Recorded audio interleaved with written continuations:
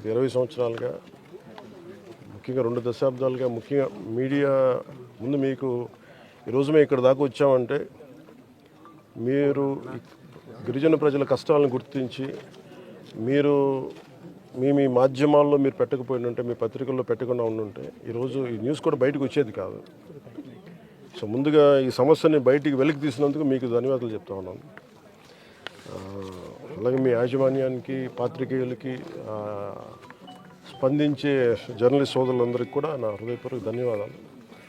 ప్రతిసారి చదవటం గత 2 దశాబ్దాలుగా బాధ కలగటం, అలాగే ఇక 2017లో కూడా పోరాట యాత్ర ప్రారంభంలో ఈ ప్రాంతాలంతా తిరిగినప్పుడు మన్యం ప్రాంతాలంతా తిరుగుతున్నప్పుడు ప్రజల వాళ్ళు కష్టాలు సుఖాలు బాధలు అర్థం చేసుకునేవాడిని.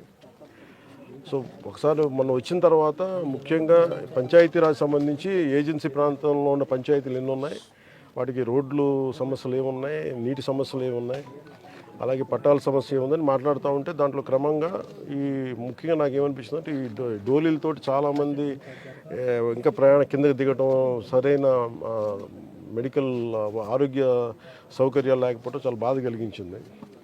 ఇప్పుడు మీ అందరికీ తెలుసు ఉన్న పరిస్థితుల్లో బడ్జెట్స్ చాలా కష్టంగా ఉన్నాయి. ఈవెన్ 1 కోటి 2 కోట్లు తీయాలన్నా కానీ చాలా సమస్యాత్మకంగా ఉంది. ఇలాంటి సమయంలో సమస్య ఏముందంటే ఒక రోడ్డు ఇదేకయ్యే రోడ్డు ఖర్చు అర్బన్లో చేస్తే కనీసం 5-6 వేల మందికి పనిచేస్తుంది.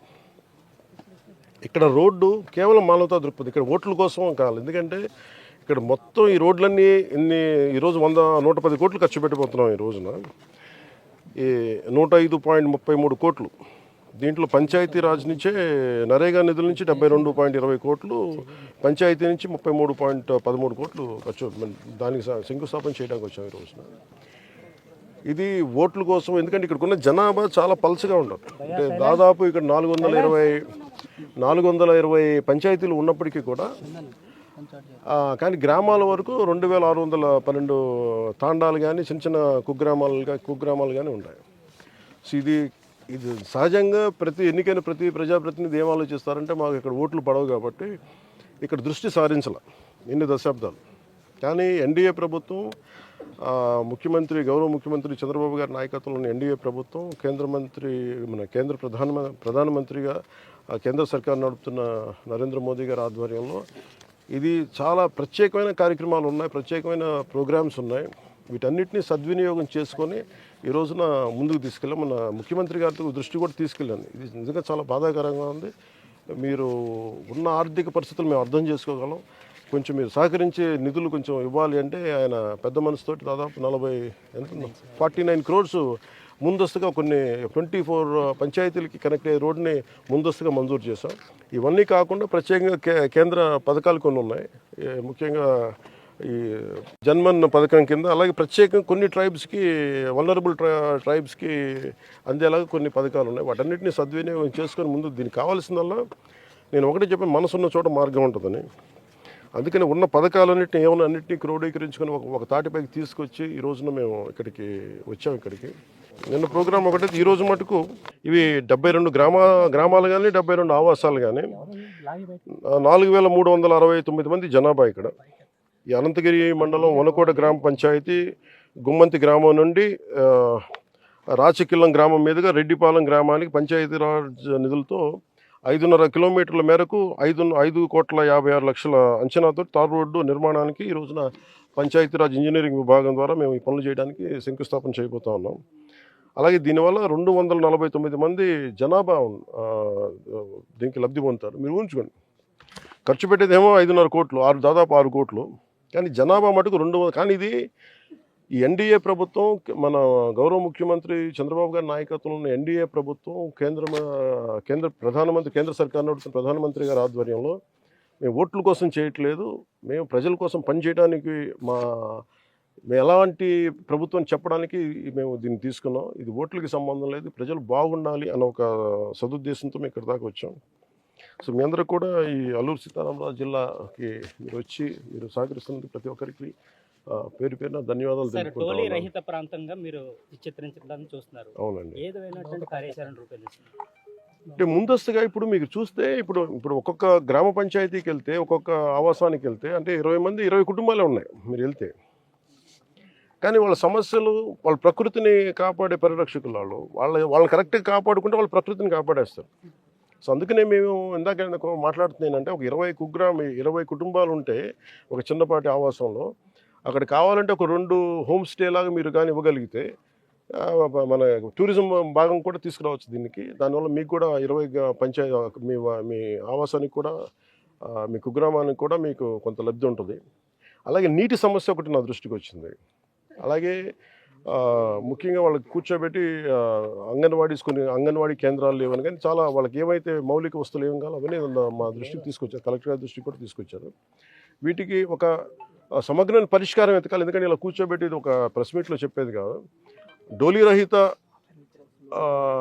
గ్రామాలు ఉండాలి, మనకి గిరిజన ప్రాంతాలు ఉండాలి. అనుకునే దాంట్లో ముందస్తుగా రోడ్డు వేయటం చాలా కీలకం.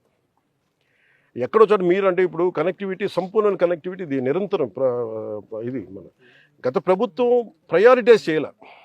వాళ్ళు తాగబోయే నిధుల నుంచి కూడా మీరు ఇంకా ఇంత తాగబోతానికి వచ్చే 10 ఏళ్ళ నుంచి దాని మీద కూడా అదనపు నిధులు వాళ్ళు ఇది మన లోన్స్ చేసుకున్నారు. స్కూళ్ళను ఎయిడెడ్ స్కూల్స్ తాకట్టు పెట్టేశారు. ఋషికొండకేమో కూర్చోబెట్టి 500 కోట్లు ఖర్చు పెట్టారు. ఇలాంటి చోటుకు వచ్చేటప్పటికి అన్ని అరాకొర పనులు చేశారు. సో మేము వచ్చినప్పటి నుంచి మేము ఏం పెట్టుకున్నామంటే మేము విమర్శించడం కాకుండా మేము ఎంత ఒకసారి ఎందుకు తెలియజేస్తామంటే ఒకసారి మేము పడుతున్న కష్టం కూడా ప్రజలకు తెలియాలి, తద్వారా మీడియా ప్రజలకు తెలియజేయాలనే ఉద్దేశంతో మేము చెప్తూ ఉంటాం. నిధుల కొరత ఉన్నప్పటికీ కూడా మేము చాలా ఒక మానవతా దృక్పథంతో మేము అండగా ఉండాలి అని చెప్పి దీన్ని సదుద్దేశంతో ఇక్కడ దాకా వచ్చాం. సార్, తొలిసారిగా మీరు ఈ యొక్క గిరిజన ప్రాంతానికి వచ్చారని స్థానికంగా ఈ కొండ ప్రాంతంలో ఎవరు రాలేదు. ఈ ప్రాంతానికి వచ్చినట్లుగా గిరిజనులు చాలా ఆనందం వ్యక్తం చేస్తున్నారు. ఓ పక్కన కూటమి ప్రభుత్వం ఈ ప్రాంతంలో లేదు, వైసీపీ మాత్రం గెలిచింది. అయినప్పటికీ కూడా మీరు రావడానికి గల ప్రధాన కారణం ఇది ప్రజలు ఎలా నిర్ణయించుకుంటారు ఎవరికి ఓటేయాలనేది. ప్రభుత్వం వస్తే మాకు ఏదో చేసి పెడతాను అనుకుంటారు, కానీ అది కూటమి ప్రభుత్వమా లేదంటే అంతకుముందున్న ప్రభుత్వం వాళ్ళకి తెలియదు. నిజంగా చెప్పాలంటే ఇక్కడ ఏంటంటే నేను ముందు నుంచి నా పర్సనల్ కమిట్మెంట్ ఏంటంటే మీరు మాకు ఓట్లు వేసినా వేయకపోయినా ఇది మా బాధ్యత. ఇదే సమస్య ఏముందంటే చాలా మనసిప్పి మాట్లాడే మా మీద ఎక్కువ విమర్శలు ఉంటాయి. హుకుం చేసే వాళ్ళ మీదను అసలు దాడులు చేసే వాళ్ళ మీద ప్రజలు మాట్లాడరు. నేను కోరుకునేది కూడా ఏంటంటే గత ప్రభుత్వం మీరు నమ్మారు, మీకు మీరు ఓట్లు వేశారు. వాళ్ళు 5 సంవత్సరాల కాలం ఏం చేయాల. ఈ రోజుకి కూడా గత ఎన్నికల్లో కూడా ప్రజలు వైసీపీకి ఓటేశారు. ఇక్కడ ఆ ప్రభుత్వానికి ఆ పార్టీకి ఓటేశారు.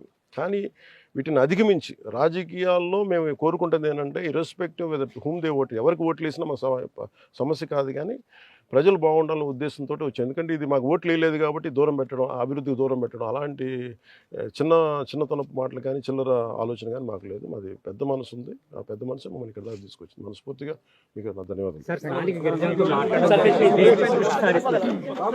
ఒక నిమిషం చెప్పండి. స్థానిక గిరిజనులతో మాట్లాడడం జరిగింది ముఖాముఖి. అవును, ఎటువంటి సమస్యలు మీ దృష్టికి తీసుకొచ్చారో దానిపై దృష్టి అంటే నేను ఇప్పుడు దీనికి కొత్త మార్గాలు ఎతకాలండి. అంటే వాళ్ళు అంటుంది ఏంటంటే ఇప్పుడు మనకి వాటర్ కన్సర్వేషన్ తెలియట్లా.